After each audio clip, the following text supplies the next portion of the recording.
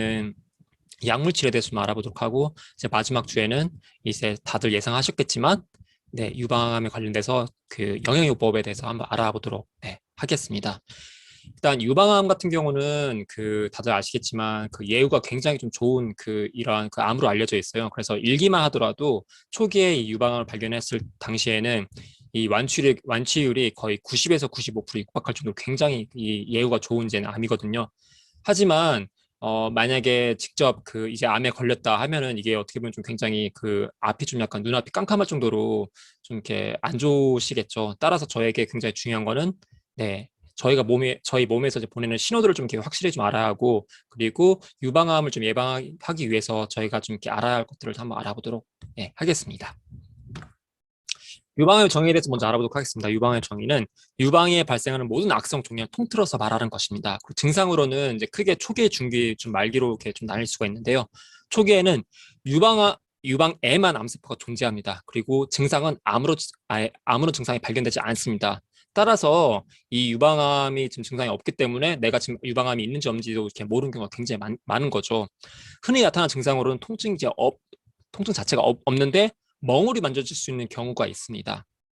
중기에 접어들게 되면은 환자가 이제 직접 그 유방을 만졌을 때 약간 이상이 있는 경우를 확실하게 알 수가 있습니다. 육안상을 보았을 때는 이상이 발견된 경우가 약 1cm 이상의 약간 그런 좀 그 종양 비슷한 이제 그런 그 이 몸에 이렇게 눈에 보기에도 확실하게 좀 이렇게 그 이상이 발견되는 경우가 이렇게 있고요. 이때는 이제 임파선을 타고 주위로 전이되는 경우가 있습니다. 그리고 말기에는 이제 유방이 이제 움푹 패일 수가 있습니다. 그리고 통증이 굉장히 심하고 이제 그 이 환부가 이제 빨갛게 이제 부어오르는 현상들을 이렇게 느낄 수도 있으십니다. 그리고 이 유방암 이제 말기에는 다른 부위까지 굉장히 이렇게 전이가 이렇게 심하기 때문에 그때 좀 굉장히 좀, 네, 좀 예후가 좀 안 좋을 수가 있죠. 질문을 좀 드리도록 하겠습니다. 자, 그러면 남성도 유방암에 걸릴까요? 네. 답변을 아시는 분은 네, 채팅창에다가 네, 답변을 좀 해주시면 좋겠습니다. 네, 그렇죠. 네, 굉장히 많은 분들이 지금 답변을 이렇게 써주셨습니다. 네, 남성도 유방암에 걸릴 수가 있습니다. 그런데 남성이 여성보다 사망률이 높은 이유가 이렇게 별도로 있죠. 왜냐, 남성들은 특히 여성분들에 비해서 이 건강에 관련된 좀 이렇게 그 의식이 좀 굉장히 좀 낮습니다. 좀 안타까우긴 한데요. 유방암이 없다는 착각이 좀 많이 갖고 계시기 때문에 남성들은 이 증상이 악화될 때까지 그냥 가만히 있으세요.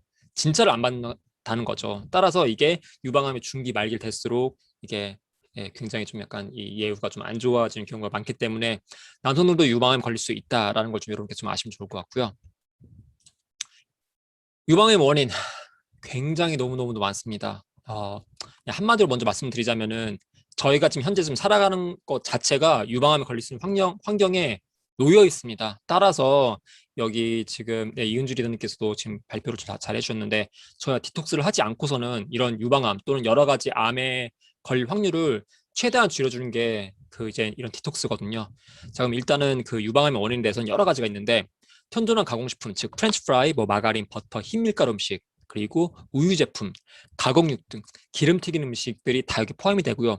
비만도 여기 포함이 됩니다. 유방암에 걸린 사람들은 평균 체중이 정상보다 굉장히 높죠. 이런 분들이 유방암에 걸릴 수 있는 확률이 굉장히 높고요.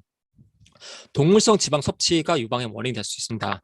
많은 양의 동물성 지방 섭취 자체가 유방암, 대장암, 관상동맥 질환 등을 일으키는 위험 요소가 될 수가 있다고 이제 여러 연구 결과 밝혀 있고요. 채식을 하는 사람들이 유방암 발병률이 현저히 낮다고 하는 그런 연구 결과도 있습니다. 장내 박테리아 또한 스테롤을 이제 화합물 변형시키고 발암성 에스트로겐 그리고 발암 물질들 생성한다고 합니다. 따라서 저희 이제 장내 상태, 장내의 그 균 상태도 굉장히 좀 중요하다는 거죠. 따라서 저희가 유산균도 계속 섭취해 주는 게 굉장히 중요합니다. 그리고 동물성 지방 내 다가불포화 지방이 암 발병률을 굉장히 높인다고 합니다. 그럼 이제 다가불포화 지방에 대해서 좀 알아보도록 하겠습니다. 다가불포화 지방에서 일단 좀 오메가6에 대해서 말씀 좀 드리려고 하는데요. 이 오메가6는 저희 몸에 꼭 필요한 필수 지방산입니다. 네. 그래서 오메가6는 저희가 꼭 드셔야 하는 거고요. 하지만 문제가 오메가6와 오메가3의 이 그 균형이 맞지가 않는 게 좀 문제인 거죠.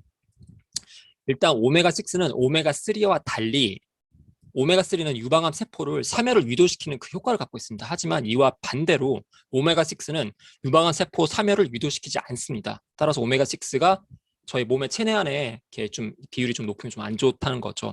그리고 오메가6는 또 추가적으로 염증을 발생시키고 혈전 생성하는 이제 그런 효과를 갖고 있습니다. 여기 지금 오른쪽 화면을 보시면은 이 도표가 있는데요. 이 지방산들에 대해서 좀 이렇게 나와 있는 게 있습니다. 왼쪽 상단을 보시면 트랜스지방산은 특히 피하시고 아래에 보시면 포화지방산도 좀 많이 좀 이렇게 섭취를 좀 줄여주는 게 굉장히 되게 중요하죠. 그리고 여기 중간에 보시면 식물성 오메가6가 있는데 옥수수 그리고 해바라기는 섭취를 권장한다고 좀 써 있는데 이건 좀 피해 주시는 게 좀 좋겠습니다. 그리고 당과 불포화 지방산, 식물성 오메가3, 동물성 오메가3를 좀 권장 좀 섭취하시는 게 좀 중요하겠습니다. 좀 이 도표는 제가 삼성병원에서 갖고 왔는데 되게 굉장히 놀라운 거는 삼성병원에서 저희가 삼성병원을 굉장히 많이 신뢰를 하잖아요. 근데 삼성병원에서 이런 도표를 올렸다는 자체가 좀 많이 좀 놀라웠어요. 좀 잘못된 정보를 갖고 있기 때문에 저희가 무조건 신뢰를 하면 안 되고 이게 잘 됐는지 잘못됐는지 그 정보를 확실하게 저희가 알아하는 게 굉장히 중요하다는 거죠. 자, 그리고 식생활 습관이 굉장히 또 중요합니다. 미국인은 총 칼로리의 40%를 지방 섭취를 하고 일본인은 20% 섭취를 한다고 합니다. 그리고 이제 일본인이 미국으로 이주를 하고 난 이후에 이 일본인들이 20년간 이제 생활을 합니다. 미국에서. 그럴 때 미국인과 똑같은 유방암의 발병률을 나타냈다고 합니다. 따라서 이 식생활 습관이 굉장히 이 유방암에도 이게 굉장히 큰 영향을 미칠 수가 있다는 거죠. 그리고 락타아제에 대해서 좀 설명 좀 드리도록 하겠습니다. 이 락타아제는 장내에 존재하는 효소입니다. 이 락타아제가 이 우유에 함유된 당이죠. 바로 이 락토스, 바로 이 유당을 이제는 소화시키는 효소입니다. 이게 성인이 되어서도 우유 제품을 섭취할 때 이 락타아제가 계속 지속적으로 분비가 됩니다. 그런데 이 락타아제가 지속적으로 계속 분비가 된다. 즉 유제품을 계속 드시고 계시다. 그 말은 성인이 되어서도 유방암 걸릴 확률이 굉장히 높아진다는 것이죠. 따라서 유제품을 최대한 좀 이렇게 적게 섭취하는 게 좀 좋겠다라고 좀 이렇게 말씀 좀 드리고 싶고요. 그리고 프롤락틴이란 게 있습니다. 좀 이렇게 좀 어려울 수가 있는데 프롤락틴은 그 서혜경 리더님의 강의 좀 들어보셨으면 많이 이렇게 들어보셨을 거예요.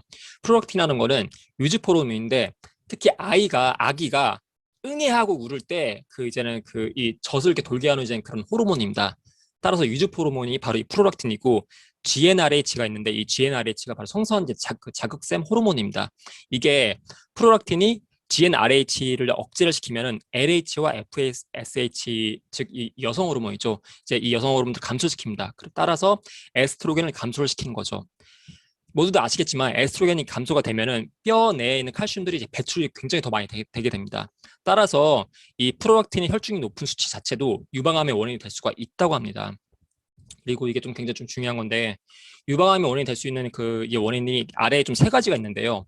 임신을 하지 않을 경우 출산의 수에는 관계가 없고요. 한 번 출산하지 않을 경우 발병률이 굉장히 높습니다. 그리고 35세 이후에 아이를 낳을 경우도 즉 18세 첫 아이를 이제 임신한 여성보다 3배나 유방암 발병률이 높습니다. 따라서 35세 이전에 아이를 낳는 게 좀 좋을 것 같고요.